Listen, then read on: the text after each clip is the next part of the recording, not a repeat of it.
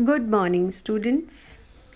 ਮੈਂ Gurpreet Kaur Cambridge International School Dasuya ਵਿੱਚ 9ਵੀਂ ਜਮਾਤ ਦੀ ਪੰਜਾਬੀ ਦੀ ਅਧਿਆਪਕਾ ਹਾਂ।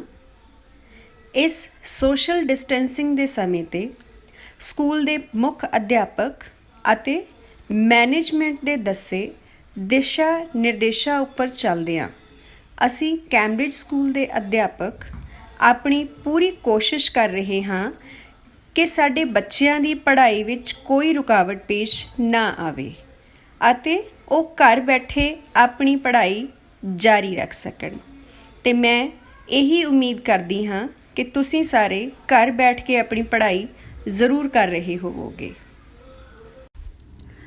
ਸੋ ਪਿਆਰੇ ਵਿਦਿਆਰਥੀਓ, ਅੱਜ ਦਾ ਸਾਡਾ ਵਿਸ਼ਾ ਹੈ ਕਹਾਣੀ, ਜਿਹੜੀ ਕਿ ਤੁਹਾਡੀ ਕਿਤਾਬ ਸਾਹਿਤਕ ਰੰਗ ਭਾਗ ਪਹਿਲਾ ਦੇ ਵਿੱਚ ਦਰਜ ਹੈ। ਕਹਾਣੀ ਦਾ ਨਾਂ ਹੈ ਇੱਕ ਸਧਾਰਨ ਆਦਮੀ। ਪਰ ਇਸ ਕਹਾਣੀ ਬਾਰੇ ਗੱਲ ਕਰਨ ਤੋਂ ਪਹਿਲਾਂ ਪਿਛਲੇ ਵੀਡੀਓ ਦੇ ਵਿੱਚ ਜੋ ਤੁਹਾਨੂੰ ਕੰਮ ਦੱਸਿਆ ਗਿਆ ਸੀ, ਜੋ ਅਸੀਂ ਵਿਚਾਰ ਚਰਚਾ ਕੀਤੀ ਸੀ, ਉਸ ਬਾਰੇ ਇੱਕ ਛੋਟੀ ਜਿਹੀ ਸੰਖੇਪ ਦੁਹਰਾਈ। ਪਿਛਲੇ ਵੀਡੀਓ ਦੇ ਵਿੱਚ ਗੱਲ ਕੀਤੀ ਸੀ ਮੁਹਾਵਰਿਆਂ ਬਾਰੇ। ਮੁਹਾਵਰੇ ਕੀ ਹੁੰਦੇ ਹਨ, ਉਹਨਾਂ ਦੀ ਭਾਸ਼ਾ ਦੇ ਵਿੱਚ ਕੀ ਮਹੱਤਤਾ ਹੈ, ਅਤੇ ਤੁਹਾਡੇ ਬਲੂ ਪ੍ਰਿੰਟ ਦੇ ਅਕੋਰਡਿੰਗ, ਬਲੂ ਪ੍ਰਿੰਟ ਦੇ ਅਨੁਸਾਰ ਕਿੰਨੇ ਨੰਬਰਾਂ ਦੇ ਤੁਹਾਡੇ ਮੁਹਾਵਰੇ ਆਉਣਗੇ? 4 ਨੰਬਰ ਦੇ। ਅਤੇ ਤੁਸੀਂ ਇਹਨਾਂ ਮੁਹਾਵਰਿਆਂ ਦੇ ਅਰਥ ਦੱਸ ਕੇ ਵਾਕ ਬਣਾਉਣੇ ਹੁੰਦੇ ਹੈ। ਵਾਕ ਇਸ ਤਰ੍ਹਾਂ ਬਣਾਓਗੇ ਕਿ ਇਹਨਾਂ ਮੁਹਾਵਰਿਆਂ ਦੇ ਅਰਥ ਸਪਸ਼ਟ ਹੋ ਜਾਣ, ਤਾਂ ਹੀ ਤੁਹਾਨੂੰ ਪੂਰਾ ਅੰਕ ਮਿਲੇਗਾ। ਇਸ ਵਿਸ਼ੇ ਨਾਲ ਸੰਬੰਧਿਤ ਤੁਹਾਨੂੰ ਇੱਕ ਕਾਰਜ ਪੱਤਰੀ ਦਿੱਤੀ ਗਈ ਸੀ। ਉਸ ਕਾਰਜ ਪੱਤਰੀ ਦੇ ਵਿੱਚ ਜੋ ਤੁਹਾਨੂੰ ਮੁਹਾਵਰੇ ਦਿੱਤੇ ਗਏ ਸਨ, ਉਸ ਦੇ ਉੱਤਰ ਅੱਜ ਤੁਹਾਡੇ ਨਾਲ ਸਾਂਝੇ ਕੀਤੇ ਜਾਣਗੇ। ਅਤੇ ਆਓ ਹੁਣ ਚੱਲਦੇ ਹਾਂ ਆਪਣੇ ਅਗਲੇ ਵਿਸ਼ੇ ਵੱਲ। ਤੁਹਾਡੀ ਪਾਠ ਪੁਸਤਕ ਸਾਹਿਤਕ ਰੰਗ ਦੇ ਵਿੱਚ ਪਹਿਲਾ ਹੀ ਪਾਠ ਹੈ ਇੱਕ ਸਧਾਰਨ ਆਦਮੀ। ਇਹ ਤੁਹਾਡੀ ਕਹਾਣੀ ਹੈ। ਇਸ ਕਹਾਣੀ ਦੇ ਲੇਖਕ ਦਾ ਨਾਂ ਹੈ ਸੰਤੋਖ ਸਿੰਘ ਧੀਰ। ਸੰਤੋਖ ਸਿੰਘ ਧੀਰ ਪੰਜਾਬੀ ਦੇ ਬਹੁਤ ਹੀ ਪ੍ਰਸਿੱਧ ਲੇਖਕ ਹੋਏ ਹਨ।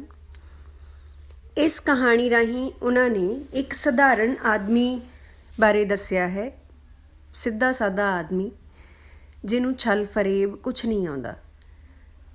ਹੁਣ ਤੁਹਾਡੇ ਪਾਠਕ੍ਰਮ ਅਤੇ ਬਲੂ ਪ੍ਰਿੰਟ ਦੇ ਅਨੁਸਾਰ ਕਹਾਣੀ ਦੇ ਵਿੱਚੋਂ ਤੁਹਾਨੂੰ 1-1 ਨੰਬਰ ਦੇ ਪ੍ਰਸ਼ਨ ਆਉਣਗੇ ਅਤੇ 2-2 ਨੰਬਰ ਦੇ ਪ੍ਰਸ਼ਨ ਆਉਣਗੇ। ਹੁਣ ਕਹਾਣੀ ਜਦੋਂ ਦੱਸੀ ਜਾਏਗੀ ਅਤੇ ਉਸ ਕਹਾਣੀ ਦੇ ਵਿੱਚੋਂ ਤੁਸੀਂ ਉਸ ਸਾਰੇ 1-1 ਨੰਬਰ ਵਾਲੇ ਪ੍ਰਸ਼ਨਾਂ ਨੂੰ ਧਿਆਨ ਵਿੱਚ ਰੱਖਦਿਆਂ ਹੋਇਆਂ ਹੀ ਕਹਾਣੀ ਪੜ੍ਹੋਗੇ, ਸੁਣੋਗੇ।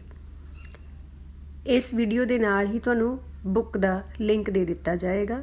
ਉਮੀਦ ਕਰਦੀ ਹਾਂ ਕਿ ਤੁਸੀਂ ਆਪਣੀ ਈ-ਬੁੱਕ ਤੋਂ ਜ਼ਰੂਰ ਇਹ ਕਹਾਣੀ ਪੜ੍ਹੋਗੇ ਅਤੇ ਤੁਹਾਨੂੰ ਇਹ ਕਹਾਣੀ ਜ਼ਰੂਰ ਪਸੰਦ ਆਏਗੀ। ਚਲੋ ਹੁਣ ਸ਼ੁਰੂਆਤ ਕਰਦੇ ਹਾਂ। ਇਸ ਕਹਾਣੀ ਦੇ ਮੁੱਖ ਪਾਤਰ ਦਾ ਨਾਂ ਹੈ ਜਿਉਣਾ। ਸਾਰੀ ਕਹਾਣੀ ਜਿਉਣੇ ਦੇ ਆਲੇ ਦੁਆਲੇ ਘੁੰਮਦੀ ਹੈ। ਉਸ ਬਾਰੇ ਦੱਸਿਆ ਗਿਆ ਹੈ ਕਿ ਜਿਉਣਾ ਇੱਕ ਸੱਚਾ ਇਨਸਾਨ ਸੀ, ਜਿਸ ਨੂੰ ਛਲ ਫਰੇਬ ਬਿਲਕੁਲ ਨਹੀਂ ਆਉਂਦਾ ਸੀ। ਪਰ ਇੱਕ ਦਿਨ ਗੁੱਸੇ ਦੇ ਵਿੱਚ ਆ ਕੇ ਉਸ ਕੋਲੋਂ ਇੱਕ ਆਦਮੀ ਦਾ ਕਤਲ ਹੋ ਜਾਂਦਾ ਹੈ।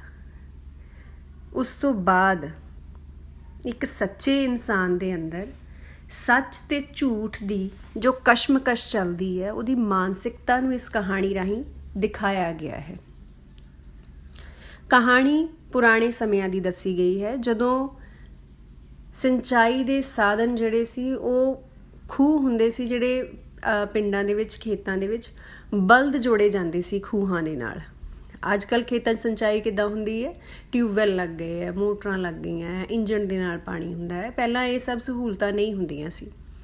ਖੂਹ ਦੇ ਨਾਲ ਬਲਦ ਜੋੜੇ ਜਾਂਦੇ ਹੁੰਦੇ ਸੀ ਅਤੇ ਉਹ ਖੂਹ ਜਦੋਂ ਚਲਾਇਆ ਜਾਂਦਾ ਸੀ, ਬਲਦ ਖੂਹ ਦੇ ਆਲੇ ਦੁਆਲੇ ਘੁੰਮਦੇ ਸੀ। ਖੂਹ ਦੀਆਂ ਟਿੰਡਾਂ ਖੂਹ 'ਚੋਂ ਜਾ ਕੇ ਪਾਣੀ ਲਿਆ ਕੇ ਬਾਹਰ ਕੱਢਦੀਆਂ ਸੀ ਅਤੇ ਇਸ ਤਰ੍ਹਾਂ ਉਹ ਪਾਣੀ ਖੇਤ ਨੂੰ ਦਿੱਤਾ ਜਾਂਦਾ ਹੁੰਦਾ ਸੀ।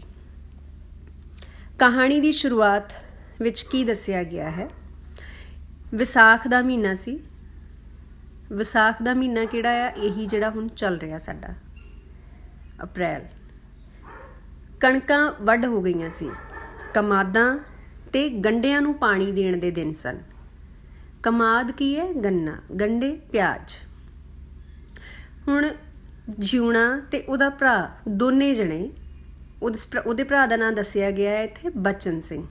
ਸਵੇਰੇ 2-3 ਵਜੇ ਬਲਦ ਖੋਲ੍ਹੇ ਉਹਨਾਂ ਨੇ ਤੇ ਹੀਸਾਂ ਵਾਲੇ ਖੂਹ ਉੱਤੇ ਕਮਾਦ ਸਿੰਜਣ ਲਈ ਆ ਗਿਆ। ਅੱਜ ਉਹਨਾਂ ਦੀ ਵਾਰੀ ਸੀ। ਆਪਣੇ ਭਰਾ ਨੂੰ ਵੀ ਉਹ ਨਾਲ ਲੈ ਕੇ ਆਇਆ ਸੀ। ਉਹਨੇ ਨੱਕੇ ਛੱਡਣੇ ਸੀ। ਖੇਤਾਂ ਦੇ ਵਿੱਚ ਬਹੁਤ ਕੰਮ ਹੁੰਦਾ ਹੈ। ਖੂਹ ਜਿਹੜਾ ਸੀ ਉਹ ਨਿਆਈ ਵਿੱਚ ਸੀ, ਪਿੰਡ ਦੀ ਫਿਰਨੀ ਦੇ ਨਾਲ, ਤੇ ਖੂਹ ਤੋਂ ਥੋੜ੍ਹੀ ਦੂਰ ਦੇ ਉੱਤੇ ਕੋਈ 100 ਗਜ ਦੇ ਫਰਕ ਨਾਲ ਅਕਾਲੀਆਂ ਦਾ ਘਰ ਸੀ ਤੇ ਸੱਦਾ ਸਿੰਘ ਅਕਾਲੀ ਜਿਹੜਾ ਕਿ ਇਸ ਖੂਹ ਦਾ ਹਿੱਸੇਦਾਰ ਸੀ, ਬਹੁਤ ਮੰਨਿਆ ਹੋਇਆ ਅੜਬ ਸੀ। ਅੜਬ ਮਤਲਬ ਜ਼ਿੱਦੀ। ਉਹ ਆਪਣੇ ਘਰ ਵਿੱਚ ਨਾ ਵਿਹੜੇ 'ਚ ਡੰਗਰਾਂ ਲਾਗੇ ਪਿਆ ਹੋਇਆ ਸੀ ਤੇ ਸੱਦਾ ਸਿੰਘ ਇਹ ਕਹਿ ਰਿਹਾ ਸੀ ਕਿ ਅੱਜ ਉਸ ਦੀ ਵਾਰੀ ਹੈ, ਜਿਉਣੇ ਵਾਰੀ ਖੂਹ ਨਾ ਜੋੜਨ, ਤੇ ਜੇ ਉਹਨਾਂ ਨੇ ਖੂਹ ਜੋੜ ਲਿਆ ਤੇ ਫਿਰ ਉਹ ਆ ਕੇ ਉਹਨਾਂ ਨੂੰ ਰੋਕੇਗਾ। ਜਿਉਣਾ ਤੇ ਉਸਦਾ ਭਰਾ ਦੋਨੇ ਜਣੇ ਖੇਤ ਦੇ ਵਿੱਚ ਗਏ, ਖੂਹ ਜੋੜਨ ਲੱਗ ਪਏ ਤੇ ਕੰਮ ਕਰਨ ਲੱਗ ਪਏ। ਉਹਨਾਂ ਦੋਨਾਂ ਨੂੰ ਸ਼ੱਕ ਸੀ ਕਿ ਸੱਦਾ ਸਿੰਘ ਆਏਗਾ ਤਾਂ ਜ਼ਰੂਰ, ਪਰ ਉਹ ਦੋਵੇਂ ਜਣੇ ਚੁੱਪਚਾਪ ਕੰਮ ਕਰ ਰਹੇ ਸੀ। ਸੱਦਾ ਸਿੰਘ ਦੇ ਕੰਨ ਵੀ ਖੂਹ ਤੇ ਲੱਗੇ ਹੋਏ ਸੀ। ਉਹਨੂੰ ਜਦੋਂ ਖੂਹ ਦੇ ਉੱਤੇ ਆਵਾਜ਼ ਆਈ, ਵਿੜਕ ਆਈ ਉਹਨੂੰ, ਤੇ ਉਹ ਜਾਗ ਪਿਆ। ਫਿਰ ਮੰਜੇ ਤੋਂ ਉੱਠਿਆ, ਖੂਹ ਵੱਲ ਨੂੰ ਤੁਰ ਪਿਆ। ਉਸਨੇ ਸਰੀਰ ਦੇ ਉੱਤੇ ਕੱਪੜੇ ਵੀ ਨਹੀਂ ਸਨ ਬਹੁਤੇ ਪਾਏ ਹੋਏ ਤੇ ਪੈਰ ਵੀ ਉਹਦੇ ਨੰਗੇ ਸੀ, ਸਿਰ ਵੀ ਨੰਗਾ ਸੀ ਉਹਦਾ। ਹੁਣ ਇਸ ਕਹਾਣੀ ਦੀ ਖਾਸੀਅਤ ਇਹ ਹੈ ਕਿ ਕਹਾਣੀਕਾਰ ਨੇ ਕਹਾਣੀ ਦੇ ਦ੍ਰਿਸ਼ ਬਹੁਤ ਸੋਹਣੇ ਚਿੱਤਰੇ ਹਨ। ਰਾਤ ਦਾ ਦ੍ਰਿਸ਼ ਬਹੁਤ ਸੋਹਣਾ ਦੱਸਿਆ ਹੈ। ਚੰਨ ਚਾਨਣੀ ਰਾਤ ਸੀ, ਪੂਰਨਮਾਸ਼ੀ ਲੰਘਿਆ ਅਜੇ 3 ਕਿ 4 ਦਿਨ ਹੋਏ ਸੀ। ਜਿਉਣੇ ਉਹਨਾਂ ਨੇ ਦੇਖਿਆ ਕਿ ਸੱਦਾ ਸਿੰਘ ਆ ਗਿਆ। ਸ਼ੱਕ ਤਾਂ ਉਹਨਾਂ ਨੂੰ ਸੀ ਤੇ ਉਹ ਹੁਸ਼ਿਆਰ ਜਿਹੇ ਹੋ ਗਏ ਤੇ ਨਾਲੇ ਕੁਝ ਡਰਨ ਵੀ ਲੱਗ ਗਏ। ਜਿਉਣੇ ਉਰੀ ਜਿਹੜੇ ਸੀ ਉਹ ਥੋੜ੍ਹੇ ਨਰਮ ਸੀ ਕਿਉਂਕਿ ਉਹ ਸੱਦਾ ਸਿੰਘ ਤੋਂ ਡਰਦੇ ਸੀ। ਸੱਦਾ ਸਿੰਘ ਤੋਂ ਡਰਨ ਦਾ ਕਾਰਨ ਇਹ ਸੀ ਕਿ ਉਹ ਬਹੁਤ ਉੱਚਾ ਲੰਮਾ ਤਕੜਾ ਸੀ, ਪਹਿਲਵਾਨਾਂ ਵਰਗਾ ਸੀ, ਕਿਸੇ ਸਮੇਂ 'ਚੋਂ ਪਹਿਲਵਾਨ ਵੀ ਸੀ। ਹੁਣ ਭਾਵੇਂ ਉਹਦੀ ਉਮਰ 60-62 ਸਾਲ ਹੋ ਗਈ ਸੀ, ਪਰ ਅਜੇ ਵੀ ਉਸਦੇ ਸਰੀਰ ਦੇ ਵਿੱਚ ਬਹੁਤ ਜ਼ਿਆਦਾ ਜੋਸ਼ ਸੀ। ਦੇਖਣ 'ਚ ਤਾਂ ਉਹ ਸੱਦਾ ਸਿੰਘ ਜਿਹੜਾ ਸੀ ਉਹ ਸ਼ਰੀਫ ਨਜ਼ਰ ਆਉਂਦਾ ਸੀ, ਠੀਕ ਹੈ, ਲੜਾਕਾ ਨਹੀਂ ਸੀ ਦਿਸਦਾ ਉਹ, ਪਰ ਉਹਦੇ 'ਚ ਆਕੜ ਬਹੁਤ ਸੀ, ਗੁੱਸਾ ਬਹੁਤ ਸੀ। ਉਸਨੂੰ ਆਪਣੀ ਤਾਕਤ ਦਾ ਤੇ ਸਰੀਰ ਦਾ ਬਹੁਤ ਮਾਣ ਸੀ ਤੇ ਜਿੱਥੇ ਵੀ ਉਹ ਅੜ ਜਾਂਦਾ ਸੀ ਆਪਣੀ ਜ਼ਿੱਦ ਪੂਰੀ ਕਰਦਾ ਸੀ। ਉਸਨੇ ਕਈ ਵਾਰ ਜਿਉਣੇ ਹੋਰਾਂ ਦਾ ਖੂਹ ਛੁਡਵਾਇਆ ਸੀ ਤੇ ਜਿਉਣੇ ਹੋਰੀ ਡਰ ਕੇ ਚੁੱਪ ਕਰ ਜਾਂਦੇ, ਕੋਈ ਬੋਲਦਾ ਨਹੀਂ ਸੀ। ਤੇ ਸੱਦਾ ਸਿੰਘ ਨੂੰ ਇਸੇ ਦਾ ਹੀ ਮਾਣ ਸੀ ਕਿ ਮੈਂ ਇੱਕ ਵਾਰੀ ਦਬਕਾ ਮਾਰਦਾ ਹਾਂ ਤੇ ਸਭ ਇਹ ਆਪਣਾ ਕੰਮ ਉੱਥੇ ਹੀ ਬੰਦ ਕਰ ਦਿੰਦੇ ਆ। ਸੱਦਾ ਸਿੰਘ ਤੁਰਦਾ ਤੁਰਦਾ ਹੁਣ ਖੂਹ ਦੇ ਨੇੜੇ ਗਿਆ ਤੇ ਆਂਦਾ ਹੀ ਕਹਿਣ ਲੱਗਾ, ਖੂਹ ਨਾ ਚਲਾਇਓ ਬਈ। ਉਸਦਾ ਬੋਲ ਡਾਂਟਵਾਂ ਸੀ, ਤੜੀ ਨਾਲ ਭਰਿਆ ਹੋਇਆ ਸੀ। ਅੱਗਿਓਂ ਜਿਉਣਾ ਕਹਿੰਦਾ, ਕਿਉਂ ਨਾ ਚਲਾਈਏ ਖੂਹ। ਹੁਣ ਜਿਉਣੇ ਨੂੰ ਡਰ ਵੀ ਸੀ, ਘਬਰਾਹਟ ਵੀ ਬਹੁਤ ਹੋ ਰਹੀ ਸੀ। ਦੋਨਾਂ ਦੇ ਵਿੱਚ ਬਹਿਸ ਹੋਣੀ ਸ਼ੁਰੂ ਹੋ ਗਈ। ਸੱਦਾ ਸਿੰਘ ਕਹਿਣ ਲੱਗਾ ਮੇਰੀ ਵਾਰੀ ਹੈ, ਜਿਉਣਾ ਕਹਿਣ ਲੱਗਾ ਮੇਰੀ ਵਾਰੀ ਹੈ। ਬਲਦ ਉਹਨਾਂ ਦੇ ਜੁੜੇ ਖੜੇ ਸੀ ਤੇ ਜਿਉਣੇ ਨੇ ਬਲਦਾਂ ਨੂੰ ਹੱਕਣ ਲਈ ਟਿਚਕਾਰੀ ਮਾਰੀ ਤੇ ਜਿੱਦਾਂ ਹੀ ਬਲਦ ਚੱਲਣ ਲੱਗੇ ਸੱਦਾ ਸਿੰਘ ਬਲਦਾਂ ਦੇ ਅੱਗੇ ਆ ਕੇ ਛਾਤੀ ਤਾਣ ਕੇ ਖੜਾ ਹੋ ਗਿਆ। ਕਹਿੰਦਾ, ਚਲਾਓ, ਕਿਵੇਂ ਚਲਾਉਂਦੇ ਹੋ। ਉਸਨੇ ਰਾਹ ਰੋਕ ਲਿਆ। ਸੱਦਾ ਸਿੰਘ ਆਰਾਮ ਨਾਲ ਬਲਦਾਂ ਅੱਗੇ ਖੜਾ ਸੀ। ਚੰਨ ਚਾਨਣੀ ਰਾਤ ਵਿੱਚ ਉਸਦਾ ਸਿਰ ਜਿਹੜਾ ਗੰਜਾ ਚਮਕਾ ਮਾਰ ਰਿਹਾ ਸੀ ਤੇ ਜਿਉਣੇ ਹੋਰੀ ਆਖਣ ਲੱਗੇ, ਭਾਈ ਜੀ ਤੂੰ ਚਲਿਆ ਜਾ, ਖੂਹ ਨਾ ਸਾਡਾ ਡੱਕ ਤੂੰ, ਅਸੀਂ ਲੜਾਈ ਨਹੀਂ ਕਰਨਾ ਚਾਹੁੰਦੇ। ਉਹਨਾਂ ਨੂੰ ਡਰ ਵੀ ਲੱਗ ਰਿਹਾ ਸੀ ਤੇ ਅੱਗੋਂ ਸੱਦਾ ਸਿੰਘ ਗੁੱਸੇ ਦੇ ਨਾਲ ਉਹਨਾਂ ਨੂੰ ਬਲਦ ਖੋਲ੍ਹਣ ਲਈ ਕਹਿ ਰਿਹਾ ਸੀ ਤੇ ਸੱਦਾ ਸਿੰਘ ਤੇ ਆਪਣੇ ਨਾਲ ਸੋਟੀ ਵੀ ਨਹੀਂ ਸੀ ਲੈ ਕੇ ਆਇਆ, ਨਾ ਹੀ ਉਹਨੂੰ ਕੋਈ ਲੋੜ ਸੀ ਕਿਉਂਕਿ ਉਹ ਜਿਉਣੇ ਹੋਰਾਂ ਨੂੰ ਸਮਝਦਾ ਹੀ ਕੁਛ ਨਹੀਂ ਸੀ। ਉਹਨਾਂ ਲਈ ਤੇ ਉਹ ਖਾਧੀ ਪੀਤੀ ਰੋਟੀ ਸੀ, ਭਾਵ ਕਿ ਉਹਨਾਂ ਲਈ ਉਹ ਐਵੇਂ ਹੀ ਸੀ। ਤੇ ਜੇ ਉਹ ਚਾਹੁੰਦਾ ਤੇ ਦੋਨਾਂ ਨੂੰ ਉੱਥੇ ਹੀ ਸਿਰ ਪੜਾ ਕੇ ਉਹ ਮਾਰ ਦਿੰਦਾ, ਅੱਗੇ ਵੀ ਉਹਨੇ ਬਹੁਤ ਵਾਰੀ ਉਹਨਾਂ ਨੂੰ ਦਬਕਾਇਆ ਹੋਇਆ ਸੀ, ਉਹਨਾਂ ਦੀ ਤਾਕਤ ਹੀ ਨਹੀਂ ਸੀ ਕਿ ਉਹਦੇ ਸਾਹਮਣੇ ਉਹ ਅੜ ਜਾਣ। ਤੇ ਜਿਉਣੇ ਹੋਰੀ ਸੱਦਾ ਸਿੰਘ ਦੇ ਬਹੁਤ ਜ਼ਿਆਦਾ ਦੁਖੀ ਕੀਤੇ ਹੋਏ ਸੀ, ਰੋਜ਼ ਤੰਗ ਕਰਦਾ ਸੀ, ਰੋਜ਼ ਤੁਰਦਾ ਕੰਮ ਉਹਨਾਂ ਦਾ ਰੋਕ ਦਿੰਦਾ ਸੀ, ਆਪਣੇ ਵੱਲੋਂ ਰੱਬ ਹੀ ਬਣਿਆ ਹੋਇਆ ਸੀ। ਤੇ ਜਦੋਂ ਸੱਦਾ ਸਿੰਘ ਉਸ ਜਿਉਣੇ ਹੋਰਾਂ ਨੂੰ ਰੋਕਣੋਂ ਨਹੀਂ ਹਟਿਆ ਤੇ ਜਿਉਣੇ ਨੂੰ ਗੁੱਸਾ ਆ ਗਿਆ। ਹੁਣ ਗੁੱਸੇ ਦੇ ਵਿੱਚ ਉਹ ਬੋਲਣ ਕੀ ਲੱਗਾ, ਖੂਹ ਛਡਾਊ ਸਾਡਾ ਇਹ, ਬੌਲਦ ਖੋਲੋ ਬੌਲਦ। ਦੰਦ ਕਰੀਚ ਰਿਹਾ ਸੀ, ਲੱਖਾਂ ਕਰੋੜਾਂ ਸੱਪਾਂ ਜਿੰਨੀ ਜ਼ਹਿਰ ਨਾਲ ਉਹ ਭਰ ਗਿਆ ਸੀ। ਹੁਣ ਉਹ ਇੱਕ ਚੰਡਾਲ ਸੀ, ਉਸਦੀਆਂ ਅੱਖਾਂ ਲਟ ਲਟਾ ਕੇ ਕਾਲੀ ਅੱਗ ਬਣ ਗਈਆਂ ਸੀ। ਕਹੀ ਵੱਜਣ ਸਾਰ ਹੀ ਸੱਦਾ ਸਿੰਘ ਧਰਤੀ ਉੱਤੇ ਡਿੱਗ ਪਿਆ। ਜਿਉਣੇ ਨੇ ਉਸ ਵੇਲੇ ਸੱਦਾ ਸਿੰਘ ਦੀਆਂ ਗੱਲਾਂ ਸੁਣ ਕੇ ਗੁੱਸੇ 'ਚ ਆ ਕੇ ਉਹਦੇ ਸਿਰ ਦੇ ਉੱਤੇ ਕਹੀ ਮਾਰ ਦਿੱਤੀ ਸੀ। ਠੀਕ ਹੈ, ਹੁਣ ਜਿਉਣੇ ਨੇ ਉਹਦੇ ਸਿਰ ਦੇ ਵਿੱਚ ਕਹੀ ਮਾਰੀ ਸੀ ਸਿਰਫ ਉਹਨੂੰ ਡਰਾਉਣ ਲਈ। ਉਹਦਾ ਮੰਤਵ ਉਹਨੂੰ ਮਾਰਨਾ ਨਹੀਂ ਸੀ, ਪਰ ਉਹ ਕਹੀ ਉਸ ਦੇ ਸਿਰ ਵਿੱਚ ਇਉਂ ਵੱਜੀ ਕਿ ਜਿਵੇਂ ਖਰਬੂਜਾ ਫਾਂਕ ਹੋ ਜਾਂਦਾ ਆ ਮਿੱਟੀ ਦੇ ਭਾਂਡੇ ਵਿੱਚ, ਜਿੱਦਾਂ ਕੋਈ ਚੀਜ਼ ਵੱਜਦੀ ਹੈ ਤੇ ਉਹ ਟੁੱਟ ਜਾਂਦਾ ਆ। ਜਦੋਂ ਉਹਨੇ ਦੇਖਿਆ ਕਿ ਸੱਦਾ ਸਿੰਘ ਦੇ ਸਿਰ ਵਿੱਚ ਕਹੀ ਵੱਜੀ ਹੈ ਤੇ ਇੱਕ ਪਲ ਲਈ ਤਾਂ ਜਿਉਣੇ ਨੂੰ ਬਹੁਤ ਤਸੱਲੀ ਹੋਈ, ਉਸਦਾ ਮਨ ਬੜਾ ਹੀ ਖੁਸ਼ ਸੀ। ਪਰ ਅਗਲੇ ਹੀ ਪਲੇ ਤਸੱਲੀ ਛਾਈ ਮਾਈ ਹੋਣ ਲੱਗੀ। ਉਸਨੂੰ ਉਮੀਦ ਹੀ ਨਹੀਂ ਸੀ ਕਿ ਉਹਦੇ ਹੱਥੋਂ ਇਹੋ ਜਿਹਾ ਕੁਝ ਹੋ ਜਾਏਗਾ। ਉਸਨੇ ਕਹੀ ਸੱਦਾ ਸਿੰਘ ਨੂੰ ਮਾਰਨ ਲਈ ਨਹੀਂ ਮਾਰੀ ਸੀ, ਸਹਿਜ ਸੁਭਾਈ ਮਾਰੀ ਸੀ, ਪਰ ਉਹ ਇੱਦਾਂ ਵੱਜੀ ਕਿ ਸੱਦਾ ਸਿੰਘ ਮਰ ਗਿਆ ਤੇ ਧਰਤੀ ਉੱਤੇ ਡਿੱਗ ਪਿਆ। ਹੁਣ ਸੱਦਾ ਸਿੰਘ ਮਰਿਆ ਪਿਆ ਸੀ, ਜ਼ਮੀਨ ਤੇ ਡਿੱਗਿਆ ਪਿਆ ਸੀ।